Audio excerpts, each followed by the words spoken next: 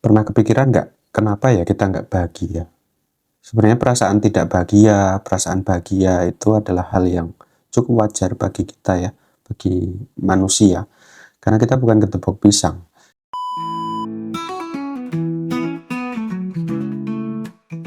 Sebenarnya perasaan bahagia itu adalah respons alami tubuh kita terhadap sesuatu yang kita alami. Dan perasaan bahagia ini memang secara hakikatnya tidak permanen, cenderung tidak permanen.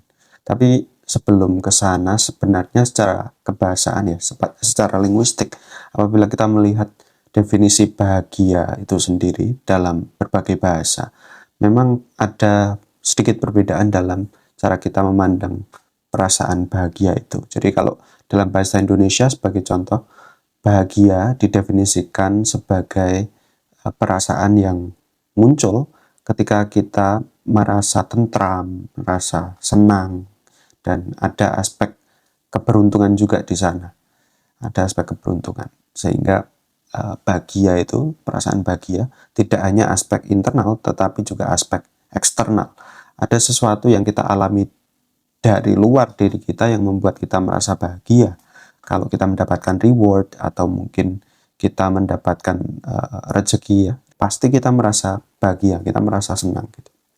Tapi kalau kita melihat bahagia dari katakanlah bahasa lain ya, bahasa Inggris katakanlah, bahagia itu mungkin paling ekuivalen dengan kata happy.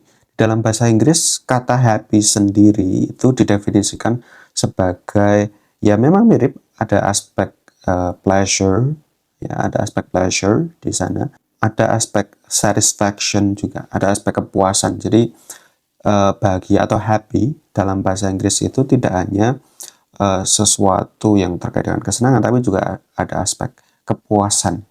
Untuk merasa bahagia itu seringkali kita juga ada aspek internal di sana ya, sehingga sebagai contoh kalau kita memiliki cita-cita itu kan memang dia tidak hanya dipengaruhi oleh exposure kita terhadap lingkungan ya, tapi dia juga dipengaruhi oleh sesuatu yang kita anggap ideal gitu. Artinya dipengaruhi oleh pemikiran-pemikiran kita.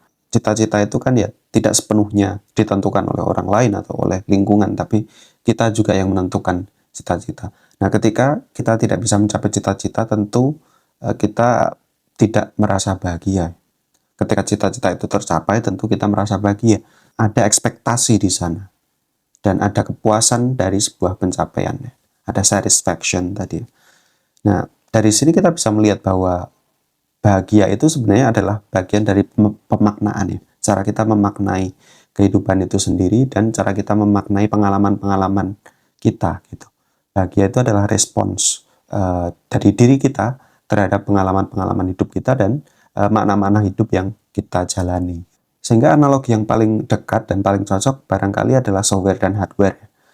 Perasaan bahagia itu ada yang kita kontrol dan kita maknai ya. Ada aspek yang kita tentukan sendiri secara pengalaman hidup gitu ya. Makna bahagia bagi seseorang tentu akan berbeda dengan makna bahagia bagi orang lain, karena pengalaman hidup seseorang kan berbeda dengan pengalaman hidup orang lain. Cita-citanya pasti akan berbeda, kemudian hobinya akan berbeda, kesenangan-kesenangan yang dia sukai akan berbeda dengan orang lain. Nah, bisa dibilang pemaknaan hidup tadi adalah software dari rasa bahagia itu sendiri. Kemudian kalau kita berbicara tentang analogi hardware tadi ya, hardware dari sebuah rasa bahagia itu sebenarnya ditentukan oleh senyawa biokimia di dalam tubuh kita gitu. Jadi neurotransmitter, kemudian ada hormon dan neuropeptide yang bermain di tubuh kita gitu ya, di otak kebanyakan gitu. Sehingga rasa bahagia itu ditentukan oleh neurotransmitter, hormon dan neuropeptide seperti endorfin. Ya, endorfin itu adalah senyawa biokimia yang bertanggung jawab terhadap perasaan euforia, perasaan senang gitu ya, perasaan bahagia, perasaan positif yang muncul ketika tubuh kita mengalami stres yang sifatnya produktif gitu. Sehingga ada istilah runner's high itu dipengaruhi oleh itu tadi, oleh endorfin ya, oleh endorfin. Kalau kita lari, kalau kita berolahraga ya, setelah kita olahraga fisik gitu katakanlah yang produktif gitu, seringkali kita merasa senang gitu, kita merasakan emosi positif gitu. Nah itu adalah kerja dari endorfin kita gitu. Kemudian ada senyawa biokimia lain seperti dopamin ya. Dopamin ini adalah senyawa yang bertanggung jawab terhadap perasaan bahagia yang berkaitan dengan reward atau penghargaan ya, atau kepuasan-kepuasan yang kita dapatkan ketika kita memperoleh sesuatu yang biasanya berguna bagi kita atau yang bermanfaat bagi kita gitu. Sehingga kalau kalau kita memperoleh juara katakanlah, nah itu biasanya hormon dopamin kita akan naik, akan meningkat ya, sehingga kita merasa senang, kita merasa bahagia gitu.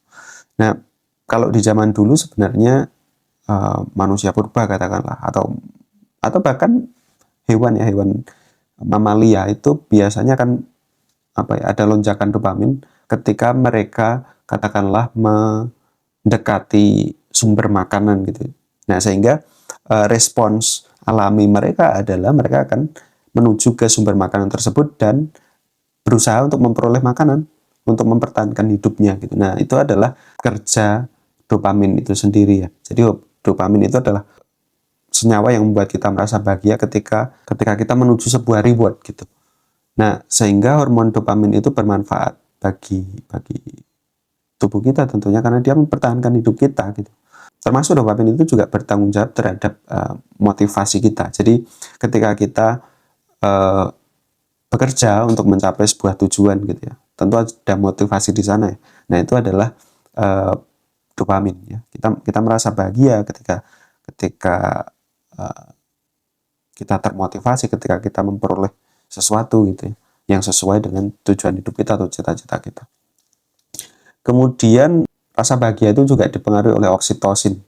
Oksitosin itu adalah senyawa biokimia yang bertanggung jawab terhadap perasaan-perasaan yang hubungannya dengan sosial gitu ya, dengan relasi terhadap orang lain, kemudian juga bonding ya, hormon bonding, sehingga kita jatuhnya makhluk sosial ya. Kita manusia itu kan adalah makhluk sosial juga. Nah itu karena kita memiliki senyawa oksitosin tadi gitu, sehingga apabila kita mungkin berada di sekeliling orang-orang terdekat katakanlah, itu kita cenderung merasa bahagia, kita cenderung merasakan perasaan positif.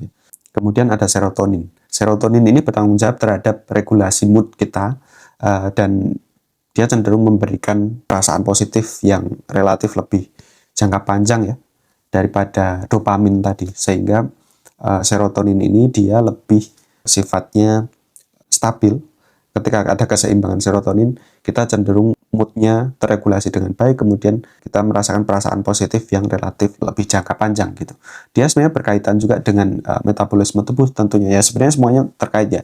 Serotonin ini dia bertanggung jawab salah satunya ya terhadap regulasi dalam sistem pencernaan kita, sehingga wajar ketika emosi kita tidak stabil, mungkin bagi beberapa orang pencernaannya akan terganggu gitu ya, akan terganggu. Kayak saya itu kalau lagi stres itu seringnya bahkan sampai kadang-kadang ya diare gitu. Nah, karena ada tadi ya hubungan antara otak kita dengan sistem pencernaan kita gitu, yang salah satunya dipengaruhi oleh serotonin tadi.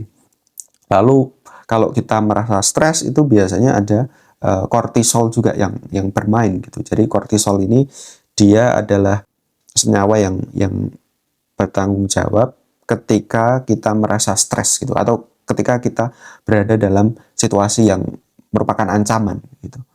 Nah, ketika ada lonjakan kortisol, artinya dia adalah respons tubuh yang mengindikasikan atau memberikan isyarat kepada kita bahwa ini loh, kita sedang dalam situasi yang tidak baik-baik saja. Kita sedang berada dalam situasi yang penuh dengan stresor, kemudian mungkin juga yang mengancam atau yang berbahaya gitu.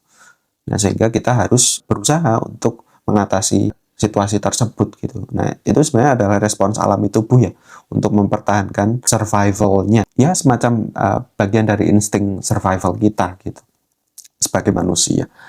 Sehingga rasa bahagia kemudian rasa tidak bahagia tadi bisa kita simpulkan bahwa itu sebenarnya adalah cara alamiah tubuh kita gitu, dan bukan sesuatu yang bisa kita miliki secara permanen gitu. Memang sifatnya tidak permanen. Dia adalah respons alami tubuh terhadap situasi tertentu, terhadap pengalaman-pengalaman hidup tertentu yang kita alami gitu.